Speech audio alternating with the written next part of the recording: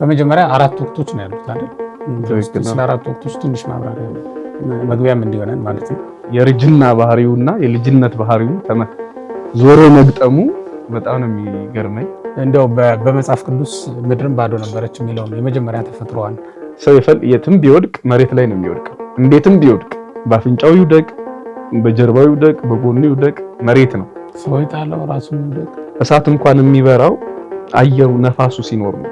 ይህንን ግዙፍ ውሃ ግዙፍ ፍጥረት ላይ ደመና ላይ በይቁ ደመና ላይ ሲጭነው ምን ላይ ነው ያስቀመጠው? እና እሳትም ሳምባ አለው ማለት ነው። በዚህ አነጋገር ክረምት ስለበረደ ብርዱን ለምን ያመጣዋል? ዝናቡን ብቻ ለምን አይሰጠንም እንዳትል፣ ብርዱ ደግሞ የሚያስፈልጋቸው ፍጥረታት አሉ። አሁን አንዳንድ ሰዎች የሚመስላቸው በተፈጥሮ ዝም ብሎ ዑደቱን ጠብቆ የሚመጣ ሊመስላቸው ይችላል። ሲያስፈልገው እኮ በዚያ ደመና እሳት ጭኖ የላከበት ጊዜ አለ። ሰዓት ሰሪ ሰዓቱን ከሰራ ካስተካከለ በኋላ ሰዓቱ ራሱ ነው የሚሰራው።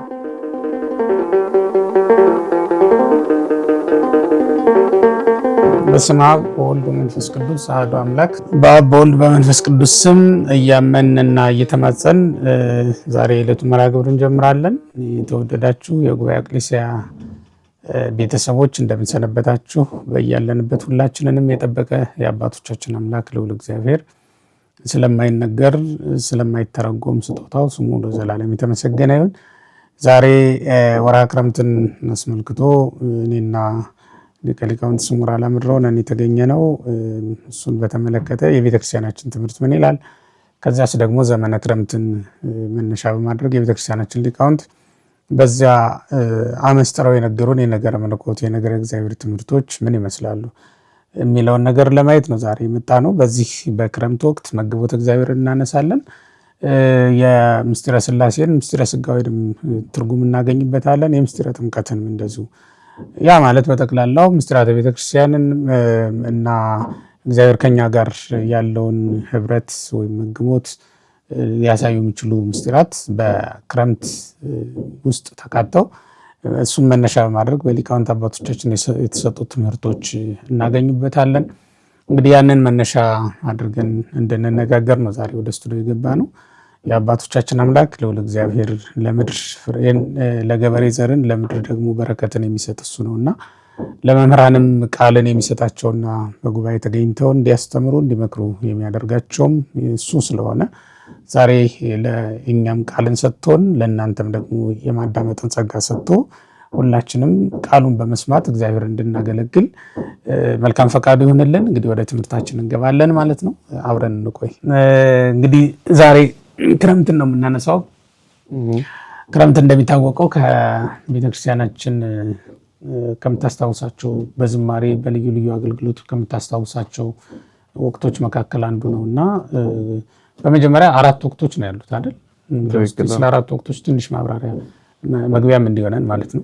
በቤተክርስቲያናችን አራት ወቅቶች አሉ ይታወቃሉ። በክረምት ነው አሁን መነሻችን እና ክረምትን መነሻ ብናደርግ ከሰኔ 26 ጀምሮ ነው የምንመለከተው። ከሰኔ 26 ጀምሮ እስከ መስከረም 25 ድረስ የሚቀጥሉ 90 ቀናትን ያካተተ ነው። እንዲሁም ከመስከረም 26 ጀምሮ ደግሞ እስከ ታኅሳስ 25 ድረስ የሚመጣ የነፋስ ወቅት የምንለው ደግሞ አለ። የነፋስ ወቅት የምንለው ምድር የምትደርቅበት ፍሬዋንም ክረምት ላይ ያበቀለችውን ፍሬ ለገበሬዋ የምትመልስበት ወቅት ነው። እግዚአብሔር ገለባንና ፍሬን ለይቶ ለገበሬ የሚሰጥበት፣ ገለባውን ወደ እሳት ምርቱን ደግሞ ወደ ጎተራ የሚሰበሰብበት ወቅት ነው። ይሄ ዘመነ ነፋስ የሚባለው ማለት ነው እና እሱ እስከ ታኅሳስ 25 ድረስ ይቀጥላል። እሱም ልክ እንደዛ 91 ዕለት ይዞ ይቀጥላል ማለት ነው። ከዛ በኋላ የሚመጣው ደረቅ ወቅት ነው። እሱ በታኅሳስ 26 ጀምሮ እስከ መጋቢት 25 ድረስ የሚቀጥሉ እንደዚሁ ተመሳሳይ የሆኑ ቀናት ቁጥሮችን የያዘ ወር እንዲሁ እናገኛለን። በዚያ ወቅት ደግሞ ደረቅ ነው እና ፀሐይ በመሃል በሰማዩ መሃል የምትሄድበት ነው። ያ ማለት በመካከል የምናገኛት የመዓልትና የሌሊት መተካከል የሚታይበት ወቅት ነው። በዚያ ወቅት ምድር ኳኩርኳ ብላ ትደርቃለች። ክረምት ላይ የነበራት ገጽታ ሁሉ ይጠፋና ባዶ የምትሆንበት ወቅት ነው። እንደው በመጽሐፍ ቅዱስ ምድርም ባዶ ነበረች የሚለውን የመጀመሪያ ተፈጥሮዋን እንድናይና እግዚአብሔር ያንን ወስዶ ይህንን ገጽታ እንዴት እንደሰጣት የምናደንቅበት ወቅት ነው ማለት ነው። ክረምት ላይ የነበራት ጸጋ የሚያልፍ ነገር አይመስልም ስለነበረ ነው። ክረምት ላይ የምናየው ደመና ሰማዩን የሞላው የሸፈነው ደመና በራሱ የሚያልፍ የሚመስል አልነበረም እና ዝናቡም ራሱ ሲመጣ አስጨናቂ ነው አይደል? ምክንያቱም ዝናቡ ሲመጣ ብቻውን አይመጣም። የመብረቅ የነጎድጓድ ድምፅ አስከትሎ ይመጣል፣ በረድ አስከትሎ ይመጣል እና በጣም አስፈሪ የሆኑ ነገሮች ይታዩበታል። ከድምፁ የተነሳ የሚያስደነግጥና መደበቂያ ፍለጋ እንድንሄድ የሚያደርጉ ነገሮች ይታዩበት የነበረውን ወቅት እግዚአብሔር አሳልፎ አሁን ባዶ ሰማይ ነው የምንመለከተው። ሰማይም ባዶ እንደሆነ ሁሉ ምድርም እንደዛው ባዶ ትሆናለች። የሰማይ በደመና መሸፈን ምድርን በጸጋ እንድታጌጥ በልምላሜ እንድታጌጥ ያደርጋታል። የሰማዩ ከደመና መራቆት ደግሞ ምድርንም እንዲሁ ከልምላሜ ከእጽዋት ከጽጌያት ከፍሬያት እንድትለይም ያደርጋታል ማለት ነው እና በዚያ ወቅት ደረቅ ነገር ነው ሁሉም ነገር ላይ የምንመለከተው። እንደውም አባቶቻችን ወርሃ እሳት ብለው የሚጠሩት ማለት ነው ያ ወቅት። እንዲህ እያልን ስንሄድ በጋን ካየን ክረምት ላይ ነው የምንደርሰው መጨረሻ ላይ። ይሄ ከእንትን በኋላ ከመጋቢት 26 ጀምሮ እስከ ሰኔ 25 ድረስ ደግሞ ያለው እንደዚሁ ተመሳሳይ የሆኑ ቀናቶችን የያዘ ወር 3 ወር እናገኛለን። 91 ቀናት ናቸው። እነሱም ላይ ደግሞ ስንመለከት ጸደይ የሚባል ወቅት እናገኛለን። ወርሃ ዘር የሚባል ነው እንግዲህ የክረምቱ ዋዜማ ላይ መግቢያ ላይ ነው የሚገኘው። ምድር በበጋና በክረምት መካከል ልዩነት አለ። ምክንያቱም ክረምት ወርሃ ማይ ነው፣ በጣም እርጥበት ቅዝቃዜ የሚታይበት የሚገኝበት ወቅት ነው። በጋ ደግሞ መስተቃረን የሌለው ደረቅ ወቅት ነው። እንደዛ ስለሆነ አሁን ሁለቱን ሊያስታርቅ የሚችል መካከል ላይ ወርሃ ጸደይ የሚባል ወቅት አለ። ምድርን በአንድ ጊዜ ከሙቀት ወደ ክረምት ወደ ቅዝቃዜው በቀጥታ ከመግባቱ በፊት ቀስ እያለ ዝናብ ያዘጋጃታል። ዝናብም ይመጣል፣ ምድርም እየተዘጋጀች ትቆያለች። በዚያ ወቅት 3 ነገሮች ይዘጋጃሉ። ለምድር ዘር ይዘጋጅላታል፣ ገበሬውም ለእርሻ ይዘጋጃል። እንዲሁም ደግሞ እግዚአብሔር በተፈጥሮ ፍጥረታቱን ያዘጋጃል፣ ምድርን በተለይ ያዘጋጃታል ማለት ነው። እንዲህ አይነት ዝግጅቶች የሚደረጉበት ወቅት ነው እሱ ደግሞ ማለት ነው። ከዚያ ቀጥሎ እንግዲህ ክረምት ነው የሚመጣው ማለት ነው።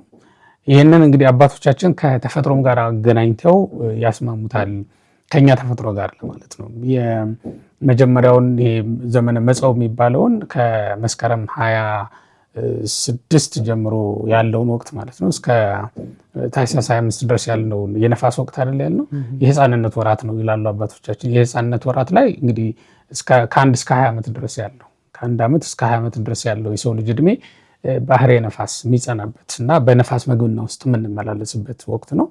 በጣም የምናደርገውን የማናውቅበት ብር እያልን ሁሉም ቦታ የምንገኝበት ወቅት አይደለ። የፈንጠዝያ የደስታ ወቅት ነው ያ ወቅት። ይሄኛውም መጸውም ስንመለከተው የደስታ ወቅት ነው። ምክንያቱም እረኛ ከቤት ስንቅ ይዞ ባይወጣ እንኳን በጎዳና በሜዳ እሸቱን እንኩቶውን በልቶ ያገኘውን ነገር ጠጥቶ ደስ ተሰኝቶ የሚመለስበት የሚውልበት ወቅት ነው ያ ወቅት ማለት ነው። እና ማንም ሰው ተርቦ ይውላል የማይባልበት ወቅት ማለት ነው ያ ወቅት። የህፃንነትም ወቅት ልክ መከራ እናውቅም። በዚያ ሰዓት ደስታ ብቻ ነው የምናውቀው። አሁን ያ ዘመነ መጸውም ስንመለከት ክረምት ላይ ምድር ምን እንዳሳለፈች አይታወቅም። በዚያ ሰዓት ለተወለደ፣ በዚያ ሰዓት ለተፈጠረ፣ በዚያ ሰዓት ማወቅ ለጀመረ ሰው ክረምት ምን አይነት ፈተና እንዳሳለፈች ምድር የሚያውቀው ነገር የለም። የሄደባትን ጎርፍ የተኛባትን ውሃ አፍስሰዋለች። እንትኑ በጋው እየመጣ አይደለ? ለዚያ ዝግጅት መጸው መጥቷል እና ነፋስ እያደረቃት ስለሆነ እየደረቀች መጣለች። ቦክታ ከልህሉህነት ከይቡስነት ወደ ርጡብነት ከዚያ ደግሞ ከጽናት ወደ ልህላሄ መጣ ወደ ልህሉህነት መጣለች እና ያንን ሁሉ አያውቅም። እዚያ ላይ እንትን ያለ ሰው ማወቅ የጀመረ ሰው ማለት ነው። እሱ ምናልባት አሁን በህፃንነት እንዲመሰልም ካደረጓቸው ነገሮች አንዱ እሱ ስለሆነ ነው። በህፃንነት ምንም አናውቅም።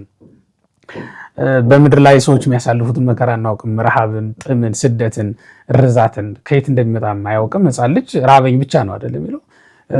ልብስ እንዲገዛለት ብቻ ነው የሚጠይቀው። ከየት አምጥተው እንደሚገዙለት፣ እንዴት ወርደው እንደሚያገኙት የሚያውቀው ነገር የለውም ማለት ነው። እና በዘመነ መጸው እሱን አብረን እናስታውሳለን። የእኛንም ተፈጥሮ ከዚያ ጋር አገናኝተን ማለት ነው። ዘመነ ሐጋይ ወይም በጋ የምንለው ወቅት ደግሞ በወጣትነት ወቅት ነው። በወጣትነታችን የእድሜ ክልል ላይ ያለውን ነው የሚያሳየው። ወጣትነታችን ከዚያ ጋር የሚያገናኘው ምንድን ነው? ይሄኛው በጣም መሬት የምትግልበትና የምትሰነጣጠቅበት ወቅት ነው። ወጣትነትም ልክ እንደዚያ ነው። ዋዕይ ይበዛበታል።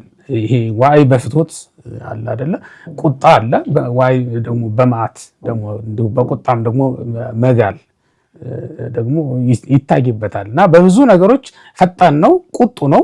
የሰው ልጅ በዛ ሰዓት እንደዚያ ነው ልሩጥ የሚልበት እና ተበሳጭቶ ኃጢአትም ሊሰራ የሚችልበት ወቅት ነው ያ ወቅት ማለት ነው። ገድለ አዳም እንደተመለከተው በአቤል በቃየል ሲገደል የብላቴናነት ወቅት ወይም ባህረ ነፋስ ምግብና ላይ ነው የነበረው። ቃየል ግን የነበረው በወጣትነት ዘመን ላይ ነው። ያ ማለት በእሳት ምግብና ላይ ነው የነበረው።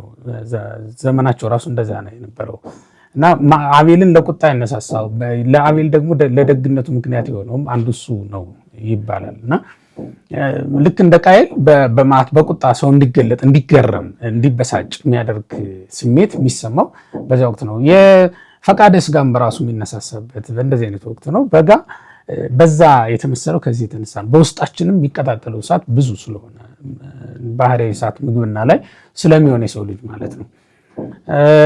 ከዛ ያይዞ ግን ምንድን ነው የሚታየው? በዚያ ወቅት አሁን የበጋ ወቅት ፍሬያችንን ሰብስበን ወደ ቤታችን ይዘን የምንገባበት ወቅት አይደለም።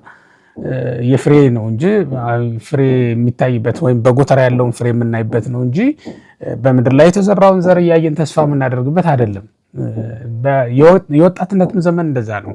እውቀት የሚሸመትበት እና ሰው በጣም ብዙ ፍሬ አፍርቶ የሚታይበት ወቅት ነው። አሁን ይሄ ካለፈ በኋላም የወጣትነቱ ዘመን ወይም የእሳት ባህሪ ምግብና ካለፈ በኋላም እውቀት እየቀዘቀዘ ነው የሚመጣው። ሰውነት ሲቀዘቅዝ እውቀትም አብሮ እየደከመ እየቀዘቀዘ ይመጣል።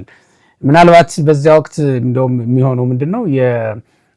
በወጣትነት ወቅት የተሰበሰበውን እውቀት እያመላለሱ እያንሰላሰሉ መስራት የሚቻልበት ወቅት ነው የሚሆነው። ይሄ ከ40 ዓመት በኋላ ያለው ማለት ነው እና ከ20 እስከ 40 ዓመት ያለውን የሚያሳይ የእድሜያችንን ክልል የሚያሳይ ወቅት ነው ይሄ ዘመነ ሐጋይ ወይም የበጋ ዘመን የምንለው።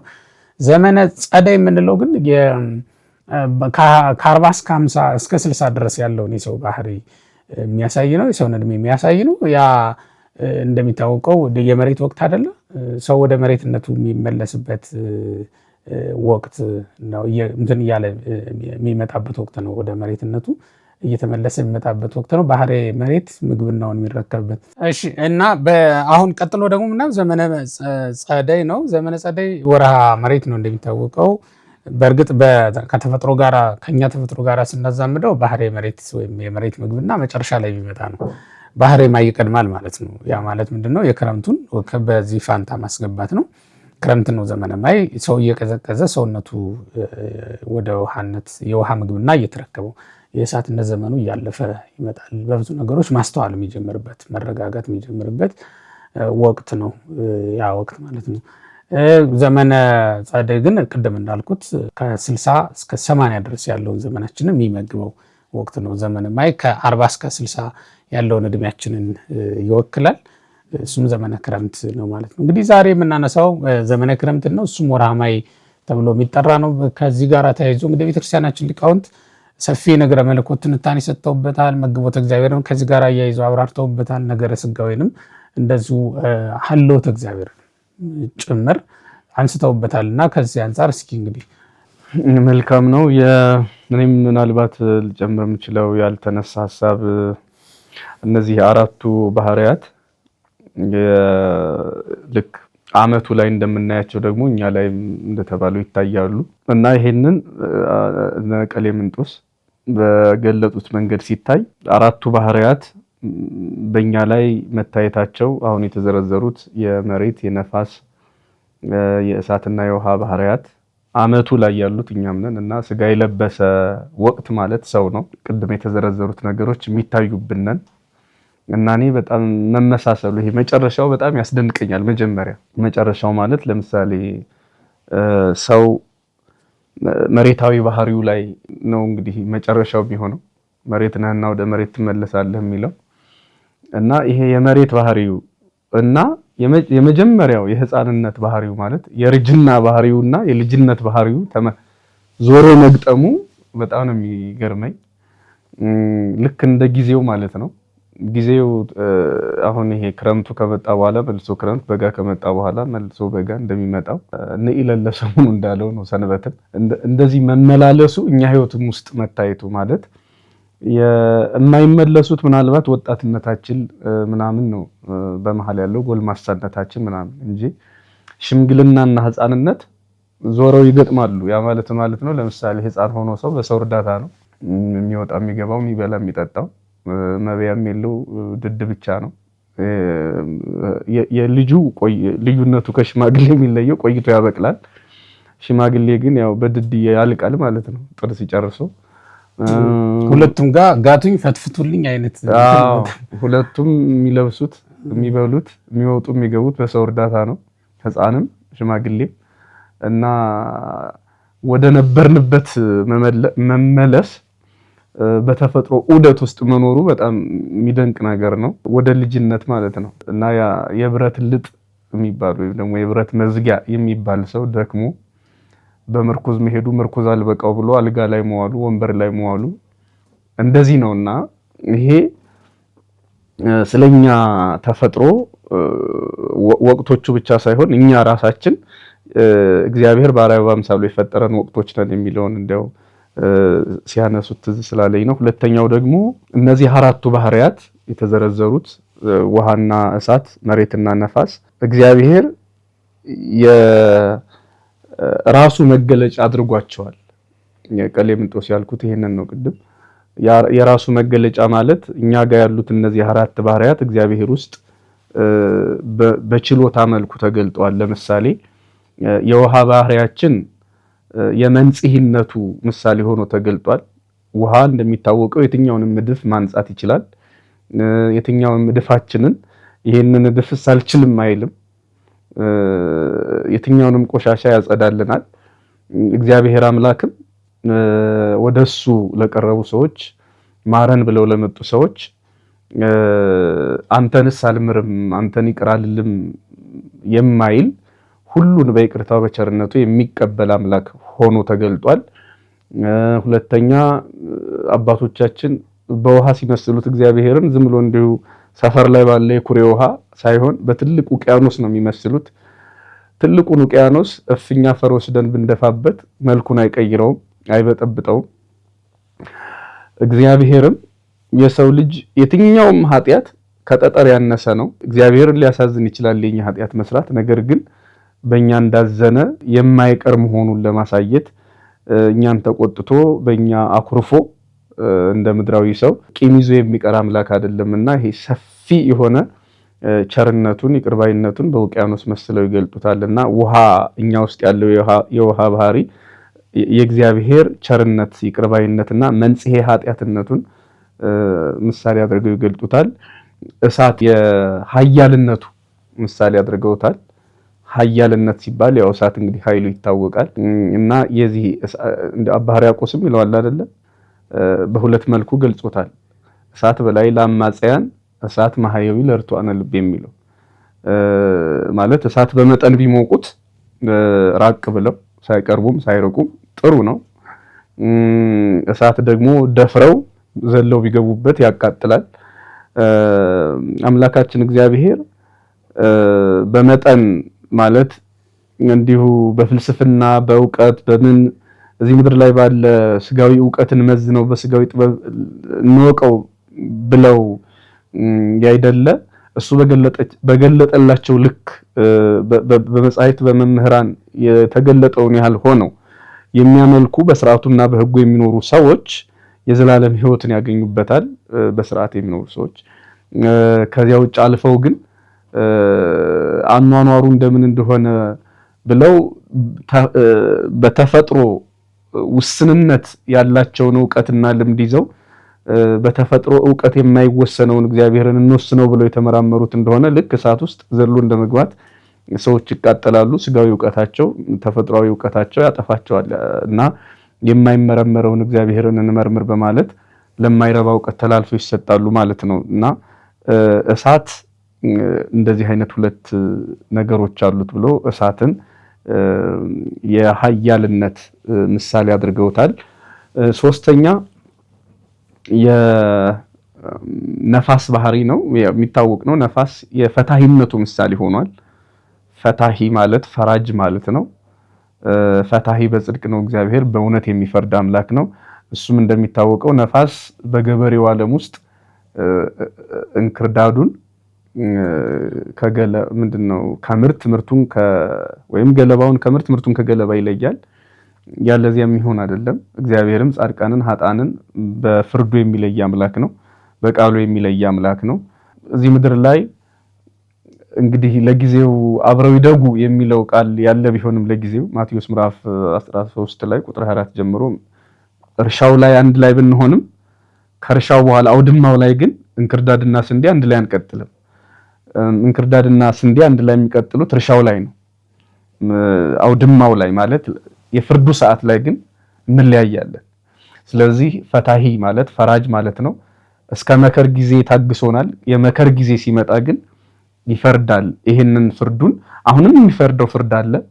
በዋናነት ደግሞ ጠቅላይ ፍርዱ ይግባኝ የሌለው ፍርዱ ያኔ በዕለተ ምጽአት ስለሚሆን ወይም በዕለተ ሞት ስለሚሆን የነፋስ ባህሪያችንን ከፈታሂነቱ ጋራ ወስደውታል። የመጨረሻው ምንድነው? ይሄ ነፋስን አስመልክቶ ያው እንግዲህ አየርና ነፋስ በዚህ ዓለም ትምህርት ይለያል መሰለኝ አይደል? አየሩ ምንድነው ሲባል ነፋስ ምንድነው ሲባል፣ ለማንኛውም ግን አየር የሚባለው ምንድነው? ነፋስ የሚባለው የአየር መታወክ ነው። በዚህ እንስማማና አየር የሚባለው እዚህ ከባቢያችን ላይ ያለው አየር ሲንቀሳቀስ የአየር እንቅስቃሴ ነው ነፋስ የሚባለው። ዞሮ ግን ነፋስን አየር ነፋስ ምንለው ማለት አየርን ነፋስን አየር ብሎ በጠቅላላው መጥራት የተለመደ ነውና በጣም የሚገርመው ነፋስ ብለን ብንጠራው አሁን ይሄንን የአየርን ሁኔታ ነፋስ ብለን ብንጠራው ለፍጥረት ሁሉ ህይወት ነው። እንደሚታወቀው ነፋስ ለውሃ ነፋስ ነው። ምንድነው እስመ ነፋስ ነፍሳት ይሆሙ ለማያት ነው አይደል የሚለው። ለውሃዎች ሳይቀር የውሃዎች ነፋስ ነው። ይበላሻል ማለት ነው ነፋስ አየር ከሌለው። እና የሚገርመኝ የእሳትም ራሱ እሳት አሁን ብዙ ጊዜ የአደጋ ሰራተኞች ሊያረጉ የሚቻል ከሆነ እየነደደ ያለን እሳት ኦክሲጅን ማሳጣት ነው፣ አየር ማሳጣት ነው፣ እንዲጠፋ ማለት ነው። እኛ ራሱ አሁን አንድ ሻማ እዚች ጋር አብረተን ሻማውን እንዲጠፋ ብንፈልግ እንደው ዝም ብሎ የሆነች አንዲት ብርጭቆ አምጥተን እንደዚህ ብንከድ ነው ሻማው እየበራ የነበረው በሰላም ይጠፋል፣ ነፋስ ሲያጣ ማለት ነው። እና እሳትም ሳምባ አለው ማለት ነው። በዚህ አነጋገር ያው ማለቴ ሳምባ አለው ስንል የሰው ሳምባ እንዳልሆነ ግልጽ ነው። ግን እሱ ራሱ እሳቱ የሚበራው ውሃውም ጤነኛ ሆኖ ንጹህ ሆኖ የሚቀጥለው ለካ ነፋስ ሲኖር ነው። ሌሎችም እንደዚህ እጽዋት፣ አዝርዕት፣ አትክልቶች እንዳለ ሆኖ እና እኔ አሁን እንደው እሳቱን ለማንሳት ስለፈለኩ ነው። እሳት እንኳን የሚበራው አየሩ ነፋሱ ሲኖር ነው። ታዲያ እግዚአብሔር በነፋስ ለምን ይመሰላል ያል እንደሆነ ሰው ያለ እግዚአብሔር የጠፋ ሻማ ነው ማለት ነው።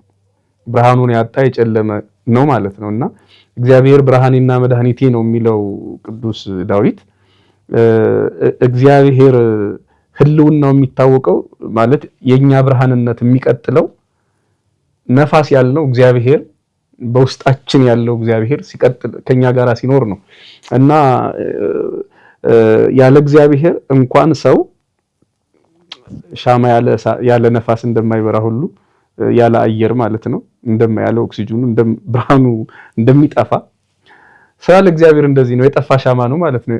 እና ነፋስ የሚለው ተፈጥሮ በጣም ረቂቅ ሆኖ በአባቶቻችን ትርጓሜ ተገልጧል። ምን ለማለት ፈልጌ ነው? ይሄ ነፋስ ባህሪያችን እኛ ውስጥም አለ፣ ጊዜው ውስጥም ቅድም ከመስከረም 26 ጀምሮ ያለው ማለት ነው አይደል? እስከ ታህሳስ 25 ያለው የነፋሱ ጊዜ እኛ ውስጥም አለ። ያኛ ውስጥም ያለው ዘመኑ ላይም ያለው የነፋስ ጊዜ የእግዚአብሔር ባህሪ ሆኖ ተገልጧል ማለት ነው። እና እግዚአብሔር በእኛ ባህሪ ውስጥ እንዲህ ተገልጧል ማለት ነው። አራተኛውና የመጨረሻው የመሬት ነው። መሬት ደግሞ ቅዱስ ዮሐንስ ወልደ ነጎድጓድ በቅዳሴ ላይ እንደተገለጠው ተጸውር ኩሎ ዘይትደክም የሚለው ሳትደክም ሁሉን ትሸከማለህ የሚለው አንደኛው ነው። እንግዲህ መቼስ ሰው የትም ቢወድቅ መሬት ላይ ነው የሚወድቀው። እንዴትም ቢወድቅ በአፍንጫው ይውደቅ፣ በጀርባው ይውደቅ፣ በጎኑ ይውደቅ መሬት ነው። ሰው ይጣለው ራሱ ይውደቅ፣ ምንም ይውደቅ፣ እንዴትም ይውደቅ መሬት ላይ ነው እና ይሄ እንደው ስንወድቅ የት መውደቅ አለብን? መቼም እኛ መሬት ላይ ነው የምኖረው። ድንጋይ ላይ የሚወድቅ ሰው አለ። በእርግጥ ድንጋዩ መሬት ላይ ነው ያለው። ሆኖም ግን ምሳሌ ህጹጽ ነው፣ ጎደሎ ነው እና ሰው ሲሳሳት እንኳን ተሳሳትኩ ብሎ አወዳደቃችን ድንጋይ ላይ እንዳይሆን ማለት ነው። ሰው ወደቅኩ ብሎ አወዳደቁ እዛው ድንጋይ የተባሉ ክፉዎች ላይ እንዳይወድቅ ወይም እሾህ ላይ እንዳይወድቅ መሬት ላይ እንዲወድቅ ነው። ያ መሬት እግዚአብሔር ነው። ከወደቅንም መውደቅ ያለብን እግዚአብሔር እጅ ላይ እንደ ዳዊት ማለት ነው። በሰው እጅ ተወድቅ ወይስ በረሃብ ምናምን እንደዚህ ተብሎ ተጠይቆ ነበር 3 ጥያቄዎች እና በእግዚአብሔር እጅ መውደቅ ይሻለኛል እና እግዚአብሔር መሬት ነው። አሁን የከተማ ቤቶች ብርጭቆ እንኳን ወድቆ አይነሳባቸው። ግልጽ ነው መቼም ልዩነቱ። የገጠር መሬት ችግር የለውም። ሰውም ቢወድቅ ህፃንም ቢወድቅ ብርጭቆም ቢወድቅ ሲኒ ቢወድቅ ገጠር ላይ ሰውም እኮ ሻወር ገብቶ በዛው ሙቶ የሚወጣበት ከተማ ውስጥ ደህና ነበር እንዴ ብለን ስንጠይቅ አይ ሻወር ገብቶ ባይሞት እንኳን አካለ ጎደሎ ያደርጋል ከተማ ሻወር ቤት። ገጠር ግን ያው በብረት ምጣድ መሬት ነው። ሳፋ ላይ ታጥቦ ማንም አደጋ አይደርስበትም። ምን ለማለት ነው? መሬት ነው። መቼም ሌላ ላይ መውደቅ በመሬት ላይ ያሉ ነገሮች ላይ መውደቅና ራሱ መሬት ላይ መውደቅ ይለያያል። እና ሰው ምንም ነገር ቢሰራ ምንም ነገር በህይወቱ ቢያጋጥመው መውደቅ ያለበት ማጋ መሆን እንዳለ እግዚአብሔር ነው። ማረፊያችን መውደቂያችን መሆን ያለበት የወደቀ ተነስቶ ወደ እግዚአብሔር ነው መሄድ ያለበት እንጂ እዛው በወደቀበት መንፈራገጥ እና ሌሎች የምንወድቅባቸው ነገሮች በሙሉ ከእግዚአብሔር የተለዩ ነገሮች ይሆናሉና ሰው በወደቀበት ከቀረ ሰው ተሰብር ያለው ብሎ በወደቀበት ያነከሰ የሚቀር ከሆነ እዚያው የሚገላበጥ ከሆነ ችግር ነው እና ከወደቅንም መሬት ላይ እንወደቅ ነው። እግዚአብሔር ቸር ነው፣ ያነሳል። እግዚአብሔር ቸር ነው፣ ይጠግናል። ሌሎቹ ግን አይጠግኑንም ነው። ሁለተኛው መጋቢነቱን ያሳያል። መሬት እንደሚታወቀው ቅድም እንደተባለው ይሄ ሁሉ ሰው የሚኖረው ከመሬት ነው። እስከምትበላን ድረስ እየበላናት የምንኖር መሬት ናት። ተሴሲ ኩሎን ዘይት ሐጽጽ የሚለው ደግሞ ሌላው ነው። የተጸውር ኩሎን ዘይት ደክም ሳትደክም ሁሉን ትሸከማለህ የሚለው ታጋሽነቱን ያሳያል። መሬታዊ ባህሪያችን እግዚአብሔር ላይ አለ። ሁለተኛው መሬታዊ ባህሪያችን እግዚአብሔር ላይ ሲገለጥ መጋቢነቱን ያሳያል። ሳይጎልብህ ሁሉን ትመግባለህ የሚለው ሰውን ብቻ አይደለም 8 ቢሊዮን የሆነውን ህዝብ ሳይሆን ትንኝንም ዝሆንንም ወይም ደግሞ አሳንበሪን የሚመግብ አምላክ ነው። ስለዚህ ይሄንን ከትንሿ ፍጥረት ጀምሮ እስከማናውቃቸው በልብ የሚሳቡ በእግር የሚሽከረከሩ በክንፍ የሚበሩ እንስሳት አራዊትን ሁሉ የሚመግብ አምላክ መሆኑን እናይበታለን ማለት ነው። በጣም ደስ ይላል። ግሩም ነው። የስነ ፍጥረት አካሄድ ወይም ስነ ፍጥረታት በራሳቸው ለሰው አይምሮ መጋቢዎች ናቸው። ከሌላው ከምንብላው ከምንጠጣው ውጭ ለማለት ነው። መጋቢነታቸው አንዱ ምግብና ሀልወተ እግዚአብሔር ማሳየት እና ነገረ እግዚአብሔር ማሳወቅ ነው እና አሁን ስትለው በጣም በሚገርም ሁኔታ ብዙ ሐዋርያትን ጨምሮ ብዙ ሊቃውንት በስነ ፍጥረት አስተምረዋል። ራሱ ባለቤቱ መድኃኒታችን ኢየሱስ ክርስቶስ ካስተማረባቸው የማስተማሪያ ዘዴዎች አንዱ በስነ ፍጥረት መስሎ መግቦት እግዚአብሔር ማሳየት ነው። አሁን በሰማያዊ አፍ መስሎ መግቦቱን ያሳየበት መንገድ በማቴዎስ 10 በማቴዎስ 5 ላይ ያለው ከሁለት ድንቢጦች በክሌ ጸሬቃ ሶሪዮን ነው የሚለው። ወደ አማርኛው ሲቀየር ምንድን ነው? በሁለት ሳንቲም በሁለት ሻሜ በሁለት ማለቅ ይሸጣሉ፣ ግን ያለ አባታችሁ ፈቃድ የእናንተን የራስ ጠጉራችሁ እንኳን የሚነካው የለም ብሎ የተናገረበት መንገድ መግቦቱን በደንብ በሚገባ በስነ ፍጥረት እንዳሳየ ነው የሚያሳየው። እንግዲህ ዛሬም እንዲያው እንዳይሰፋ ጠበብ እናድርገውና ከአራቱ ወደ አንዱ ስናመጣው ክረምትን ለብቻ ለይተን እናንሳው። በክረምት ብቻ በራሱ ልናየው የሚገባ ሀልወተ እግዚአብሔር ምንድን ነው? ወይም ሀልወተ እግዚአብሔርን ክረምት እንዴት ነው ሊያሳየን የሚችለው? ሁሉም ፍጥረታት በየራሳቸው የሚያሳዩን ነገር አለ ስላለወተ እግዚአብሔር፣ ግን ክረምት ደግሞ በራሱ ምንድን ነው ሊያሳየን የሚችል? ያለንበት ወቅት ክረምት ስለሆነ የክረምትን ብርዱን የክረምትን ዝናቡን እያስታወስን ቆፈን አለው እንንቀጠቀጣለን። ደግሞ በሌላ በኩል ደግሞ ደስ የሚልም ነገር አለው። ምክንያቱም ከበጋው ሙቀት ተከላክሎልን ምድርን ለኑሮ ምቹ አድርጎልን ስለምንመለከት እሱም ደግሞ ሌላ ደስታ የሚፈጥር ነገር ነው። እሱ ብቻም አይደለም፣ በአይናችን የምናየውም አዝሬቱን አትክልቱን ያስነሳልናል እና እሱንም ስለሚያደርግልን ራሱን የቻለ የተፈጥሮ ጸጋ ወይም ስጦታ አለው። ግን ደግሞ ምናንጎራጉርበት በዝናቡ በብርዱ በምኑ ምክንያት ስብስብ ብለን የምንቀመጥባቸው አጋጣሚዎች አሉ። ግን ያንን ሁሉ እየተቀበል ይህን ሁሉ እያየን በመንፈሳዊ ረገድ ደግሞ ምን እንማርበት ብለን ስናስብ አንዱ ሀልዎተ እግዚአብሔር ነውና በቅዱሳት መጻሕፍትም እንደሚነግሩን በተለይ ነቢዩ ዳዊት ሲዘምር በመዝሙር 74 ቁጥር 17 ላይ የተናገረው ቃል አለ። ክረምተ በኀበያ ዘአንተ ፈጠርከ ብሎ ይህን ክረምትና በጋውንም እሱ እንደፈጠረ እሱ እንደሚያዘጋጅም ነው። ዘይገለብቦ ለሰማይ በደመና ሰማይን በደመና ይሸፍነዋል፣ ወያስተድሉ ክረምተ ለምድር ለምድርም ክረምትን ያዘጋጅላታል ብሎ ይዘምራል። እና ቅዱሳን ካመሰገኑባቸው ምክንያቶች አንዱ ክረምት ነው። በኋላ በተለይ ቅዱስ ያሬድ ደግሞ በዘመናችን ተነስቶ በሀገራችን ተነስቶ ያስተማረው እና የዘመረበት ደግሞ እሱ ራሱን የቻለ ድጓ ዘክረምት የታወቀ ነው። በቤተክርስቲያናችን ሰፊ ማህሌታዊ ስርዓቶች ያሉት እና ብዙ ድርሰቶችም የተካተቱበት መጽሐፍ ነው እና እንዲህ ለምስጋና የሚያበቃን በመጀመሪያ ሀልዎተ እግዚአብሔርን የሚያሳይ በመሆኑ ነው። ክረምት እንዴት ከተባለ ከበጋው ተለይቶ ራሱን የቻለ ወቅት ነው። በዚያው ላይ ደግሞ ለዚች ዓለም ሰራዊ መጋቢ እንዳላት ሰሪ መሪ እንዳላት የፈጠራትም የሚያኖራትም ዛሬ እግዚአብሔር እንደሆነ የሚያሳይ ስለሆነ ነው ክረምትን አንዱ ለሀልዎተ እግዚአብሔር ማረጋገጫ አድርገን እንዲያውም ለምስጋናም የበቃ ነው። ክረምትን አዘጋጅ ብለን እግዚአብሔርን የምናመሰግነው ከዚህ የተነሳ ነው ማለት ነው። እና ሀልዎቱን ምን ያስረዳናል ትለኝ እንደሆነ ዝናብን በመጣ ጊዜ ሁሉም በስርዓት ሆኖ ነው የሚመጣው። ያ ማለት ምንድን ነው? ከምድር ላይ በነፋስ ውሃውን ወደ ሰማይ ይሰቅላል። ከዚያ ደግሞ መልሶ እንደገና በመሽረብ እንደሚወርድ ውሃ ቀስ እያደረገ ደግሞ ለምድር እንዲስማማት አድርጎ ደግሞ ያመጣለታል ማለት ነው። ይሄ ውሃውን ደመናት የተሸከሙትን ውሃ አንድ ጊዜ ቢጥሉት ምድር በተጎዳች፣ በተናደች፣ በተደረመሰች ነበር። በመሽረብ እንደሚወርድ ውሃ ቀስ እያደረጉ ማጠጣታቸው ምድር በምትችለው በአቅሟ በመጠኗ ውሃውን ተቀብላ ለፍሬ እንድታበቃ የተዘራባት እንድታበቅል የተከሉባት እንድታጸድቅ ለማድረግ የሚረዳ ሆኗል ማለት ነው እና ሀልዎቱን በሚገባ ሊያስረዳ የሚችል ነው ዘመነ ክረምት በተለይ ማለት ነው። እሱም ብቻ አይደለም፣ ያለው አምላክ አለ ብለንም ስንናገር ጥበበኛ መሆኑንም ያሳየናል። ምክንያቱም ሰማይን በጋ ላይ ስናውቀው ባዶውን ነው አይደለም የምናውቀው የነበረ። ብልህ ሴት ወይም ጥበበኛ ሴት አሳምራ እንደፈተለችው የጥጥ ባዘቶ ያለ ደመና ሰማዩ ላይ ይረገረጋል። ወጥቶ በነፋስ ከምድር ላይ ነው የሚወጣው። ያንን ወደ ሰማይ ያወጣዋል። በዚያ ላይ ደግሞ ውሃ ይጭንበታል። እንዲህ ማድረጉ በራሱ ጥበበኛነቱን ሁሉም በቃሉ ሁሉም በስልጣኑ ማድረግ ማከናወን የሚችልም መሆኑን ደግሞ ስንመለከት በጣም ይገርማል። ምክንያቱም ይሄ ከሰው አእምሮ በላይ ነው። እንዴት እንደሚሰራ በምን ያህል ጊዜ በምን ያህል ፍጥነት ብለን እስካሁን ሳይንስም እንደዚህ የለካ አይመስለኝም። ደመና በዚህ ቅጽበት እንዲህ ሊሆን ይችላል ብሎ መለኪያ ሊያስቀምጥለት አይቻለውም። የዝናቡን እንትን መለኪያ አለ። አሁን በዚህ ክረምት ይህን ያህል ተብሎ ይህን ያህል ዝናብ እናገኛለን ተብሎ ሊለካ ይችላል በሆነ መለኪያ። ደመናውን ግን እንደዛ መለካት እንኳን አይቻልም። ደመና ሊለካ የሚችል ነገር አይደለም። ከምድር ላይ ያለ ትነት ነው።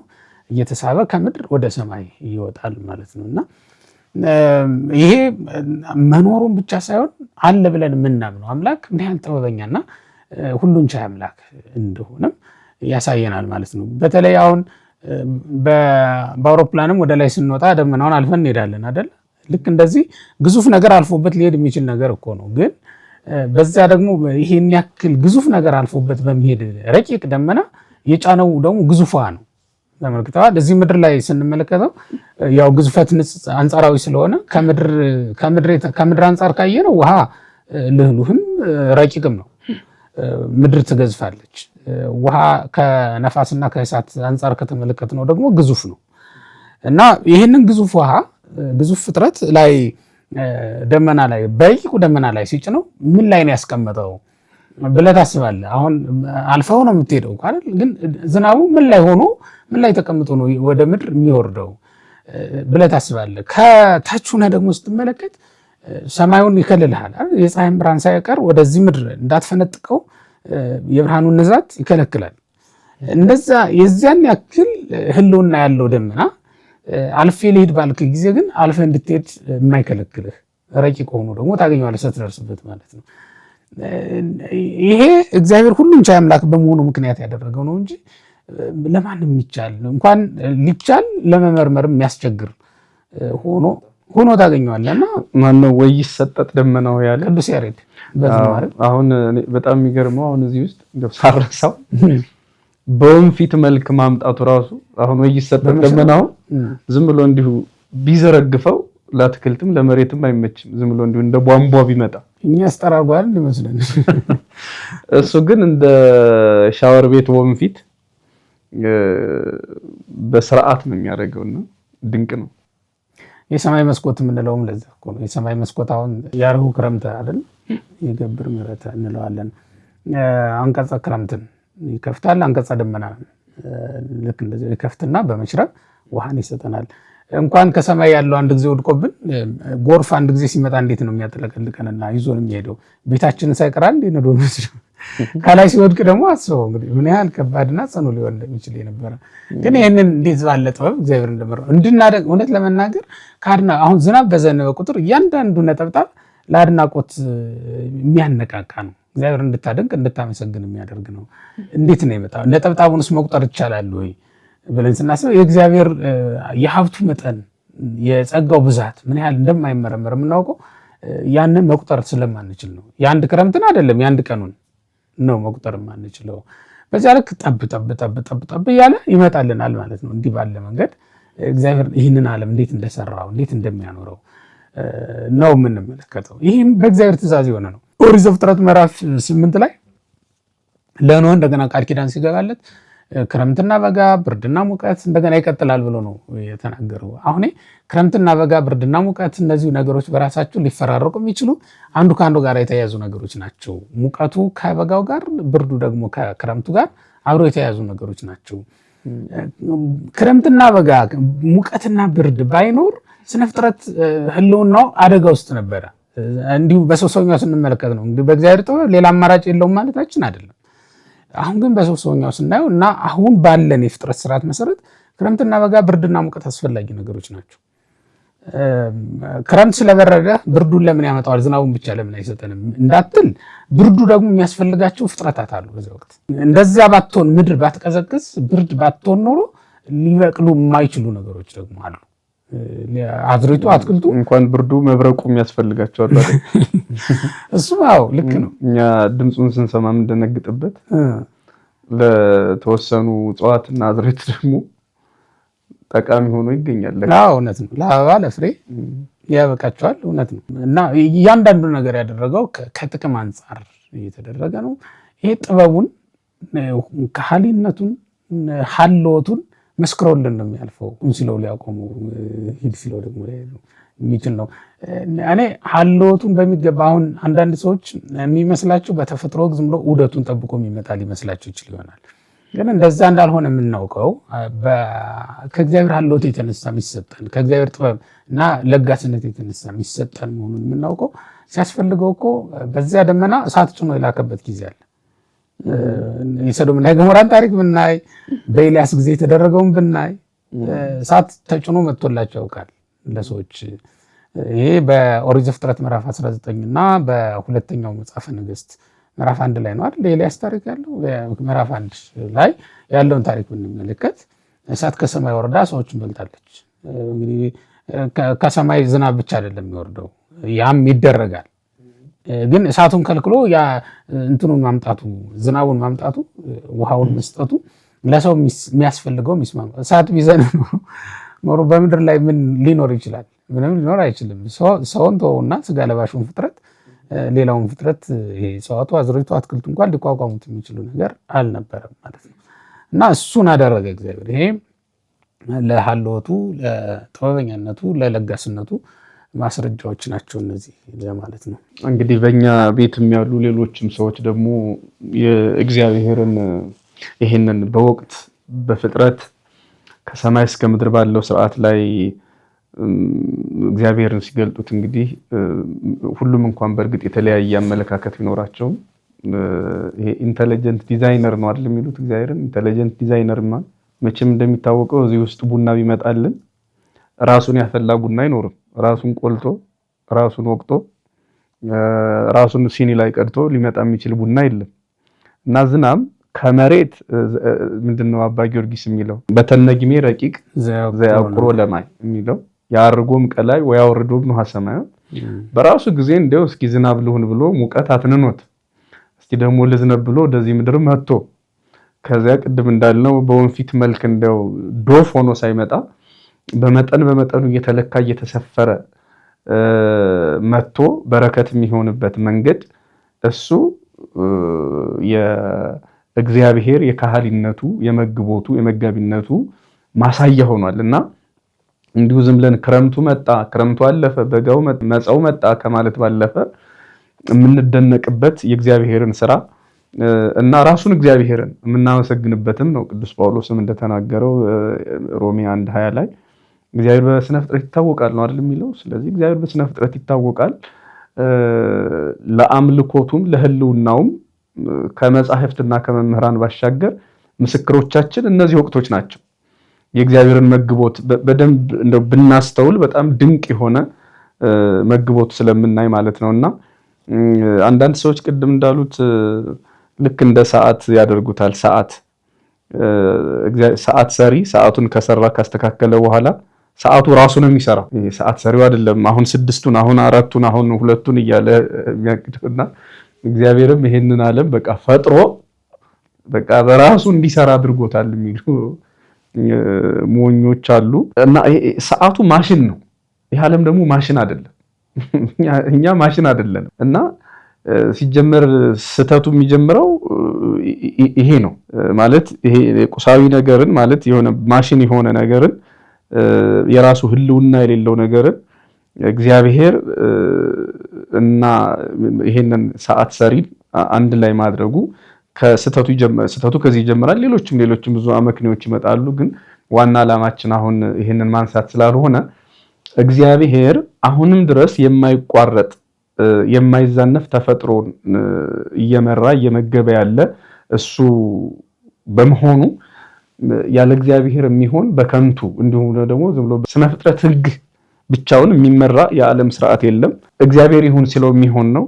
በእግዚአብሔር መግቦት ውስጥ የሚያልፍ ነው ሁሉም ነገር። መምሸቱ፣ መንጋቱ፣ ክረምቱ፣ በጋው ያለ እግዚአብሔር የሚሆን ነገር አይደለም። እና እንደው ሌላ አንድ ነገር ለመጨመር ያህል ነው ይሄ የእግዚአብሔር መጋቢነቱ በጣም ድንቅ የሚያደርገው እዚህ ውስጥ አሁን 9 ወር እኛ በጋ ነው ያለን። ያው ማለት በጋ ስል የዝናሙ ጊዜ አልቆ ማለት ነው።